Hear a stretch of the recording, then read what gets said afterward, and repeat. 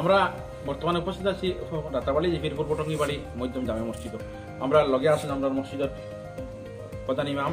এবং আমরা রাতাবাড়ি ট্রেনিং মাদ্রাসার মুহাদ্দিস মৌলানা আলতাফ হোসেন সাহেব এবং আমরা মহল্লার আলী মহল এবং সাধারণ আমরা মসজিদ পরিচালনা সমিতি। তো আমরা বিভিন্ন সময় আমরা সোশ্যাল মিডিয়ার মাধ্যমে এবং সংবাদ মাধ্যমের জড়িয়ে আমরা বিভিন্ন সময় দেখি যে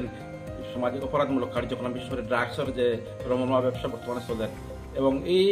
ব্যবসার মাঝে আমরা মুসলমান সম্প্রদায়ের যুবকরা বেশি জড়িত, এটা আমরা প্রতিমান হয়েছি, যার ফলে আমরা অনেক সময় লজ্জিত এবং বর্তমানে লজ্জাবোধ করিয়া যে এটা আমরা এক জাতির মানুষের মাঝে যে অপরাধ প্রবণতা বাড়ছে এবং বিশেষ করিয়া ড্রাগসের মতো। আমরা সাধারণত ইসলামও কিন্তু এরপরে বিড়ি এটা তো এরপরে মদ গাঞ্জা এটা তো পুরা হারাম, কিন্তু এর থেকে আরো মারাত্মক হলো ড্রাগস।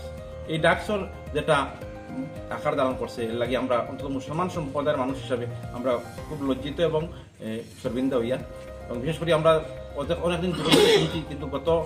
কালকে আমরা এই রাতাবাড়ি জিপির, যদিও আমরা মহল্লার নাই, কিন্তু আমরা এই জিপির একটা ঘটনা ঘটছে, একজন জড়িত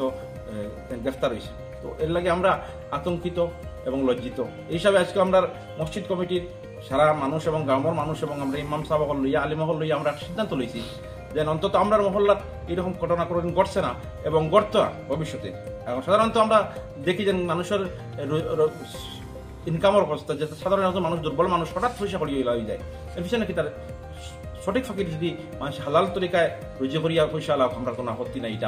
আমরা মহল্লার হিসাবে আমরা এটা কুসংস্কৃতি জানাইয়া তাদের সাধুবাদ জানাই। কিন্তু অবৈধ তরিকায়, যেটা আমরা জাতি সমাজ দেশ ধ্বংস করে এমন তরিকায় যদি কেউ ধনীবাদ লাগিয়া এরকম অপরাধমূলক কার্যকলাপে জড়িত, আমরা সিদ্ধান্ত রয়েছি মসজিদ কমিটির তরফ থাকিয়া এবং গ্রামবাসীর তরফ থাকিয়া আমরা এরা মসজিদ মহল্লা এরা রাখতাম নাই, এরা সামাজিক ফাঁকি, ধর্মীয় ফাঁকি এবং আইনি প্রক্রিয়ায় এরা যেহেতু আমরা মহল্লা থেকে সমাজচিত্ত এবং আমাদের মহিলা চিত্তকর্ম এবং তারা এই মসজিদ মহল্লা তারা নামাজও দিতাম না, তারা এমনকি তারা কেউ মারা গেলে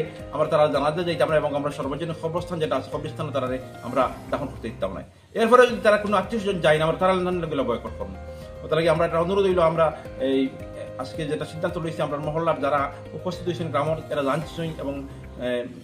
জানছেন না, এখন কারণে আমরা ভিডিওটা এই কারণে তৈরি করার বাকি যারা জানতা ইফাকে যদি আমার ছেলে হঠাৎ পয়সা করে এখান থেকে লইয়া, এটা প্রতিজন অভিভাবকের দায়িত্ব যে আমার ছেলে একজন বেকার কিন্তু হঠাৎ তো রোজগার ফিলা করে আজকে রাত্রে 12টার সময় 1টার সময় আর না 2 দিন আর না কিতা লাগি আর না, এটা আমরা দায়িত্ব এবং কর্তব্য। কিন্তু আমরা যদি প্রতিটা গার্জেন, প্রতিটা মানুষের একটা নির্দিষ্ট সীমারেখা আছে, এই সীমারেখা মাঝে আমরা সচেতন যদি একজন পরিবারের গার্জেন হইলে তাই কর্তা তাই যদি সচেতন জানতাম পরিবার টিপি ঠিক তদুর একটা মহল্লা যারা প্রধান হল আছেন, মসজিদ মহল্লার যারা আছেন, এরা যদি আমরা সচেতন হয়ে যাই, তে আমরা